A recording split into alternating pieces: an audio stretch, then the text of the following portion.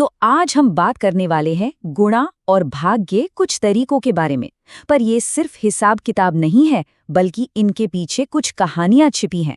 ये संख्याएं हमें काम, मूल्य और यहाँ तक कि जिंदगी के बारे में भी बहुत कुछ बताती हैं। ये है मणिरत्नम, एक खजांची। अब इनका काम है राजा के लिए काम करने वाले लोगों का वेतन कैलकुलेट करना। लेकिन जैसा हम देखेंगे, इनका काम सिर्फ नंबरों को जोड़ना, घटाना नहीं है। ये लोगों की जिंदगी और उनकी मेहनत से सीधे तौर पर जुड़ा हुआ है। चलिए, सबसे पहले बात करते हैं गुणा की। हम देखेंगे कि एक ही सवाल को हल करने के लिए अलग-अलग दिमाग कैसे अलग-अलग लेकिन उतने ही सही रास्ते खोज सकते हैं। तो मणिरत्नम को रसोइये की जनवरी महीने की सैलरी निकालनी है, 65 रुपए हर दिन के हिसाब से। और उनका तरीका देखिए कितना दिलचस्प है। वो 65 को 60 और 5 में और 31 को 30 और 1 में तोड़ देते हैं। फिर इन छोटे छोटे हिस्सों को गुणा करके आखिर में सब कुछ जोड़ देते हैं। कितना आसान और कह सकते हैं विजुअल तरीका है ना? अब देखिए, उनकी बेटी बेला का तरीका थोड़ा अलग है। वो 65 को पहले 1 से गुणा करती हैं और फिर 30 से, मतलब वो 31 को 30 और 1 में तोड़कर देख रही हैं। ये शायद वही तरीका है जो हम में से ज्यादातर लोगों ने स्कूल में सीखा होगा, लेकिन काम ये भी बिल्कुल वैसे ही करता है। तो यहाँ सबसे मजेदार बात क्या है? दोनों तरीकों से जवाब एक ही आता है, 2015 रुपए। मणिरत्नम दोनों नंबरों को टुकड़ों में तोड़ते हैं, जबकि बेला सिर्फ 1 को। और ये बहुत शानदार ढंग से दिखाता है कि गणित में भी क्रिएटिविटी की गुंजाइश होती है। सही जवाब तक पहुंचने का कोई एक ही सही रास्ता हो, ये जरूरी नहीं। अच्छा, तो अभी तक हमने देखा कि हिसाब कैसे होता है, पर अब बात करते हैं कि इसका असर क्या होता है जब ये नंबर सिर्फ कागज पर नहीं रहते, बल्कि किसी की रोजी रोटी और जिंदगी को प्रभावित करते हैं। अब हम हिसाब के कैसे से क्यों की तरफ बढ़ रहे हैं। ये हैं तुलसी और उनके पति। वे कारुण्या के खेत में काम करते हैं।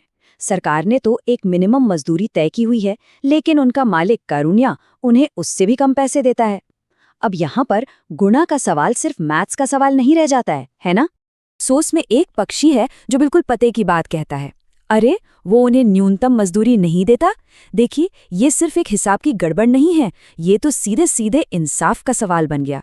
गणित में अचानक एक नैतिक पहलू भी जुड़ जाता है। और इस अखबार की कटिंग से हमें असल दुनिया की एक झलक मिलती है। हम देख सकते हैं कि अलग अलग राज्यों में खेत मजदूरों के लिए कम से कम कितनी मजदूरी तय है। हरियाणा में ये 135 रुपए है, तो राजस्थान में सिर्फ 73 रुपए। ये सिर्फ नंबर नहीं है, ये लोगों के रहन सहन के स्तर को दिखाते हैं। अब जरा सतीश की कहानी को देखिए। वो 13 साल का है।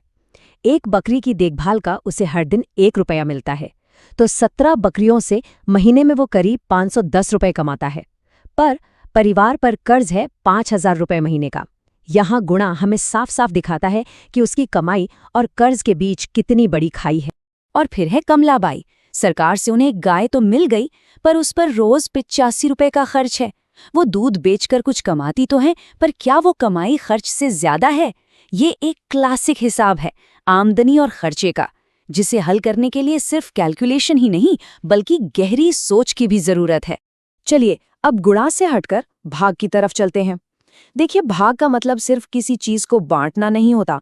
ये चीजों को बराबर करने, हिस्सेदारी तय करने और समस्याओं को सुलझाने का एक जरिया भी है।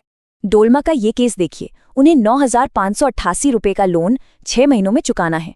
अब हर महीने कितनी किश्त जाएगी, ये पता लगाने के लिए भाग ही तो करना पड़ेगा। ये एक बहुत ही प्रैक्टिकल समस्या है जिसका सामना कई लोग करते हैं, और भाग इसका हल निकालने का एक जरिया है। यहाँ एक स्कूल पिकनिक की प्लानिंग हो रही है। 976 बच्चे हैं और एक बस में 25 आ सकते हैं। तो कितनी बसें लगेंगी? हम 2 अलग अलग स्टूडेंट्स को इसे सॉल्व करते हुए देखते हैं। दोनों के तरीके अलग हैं, और ये दिखाता है कि सीखते समय गलतियां भी होती हैं, और ये बिल्कुल ठीक है।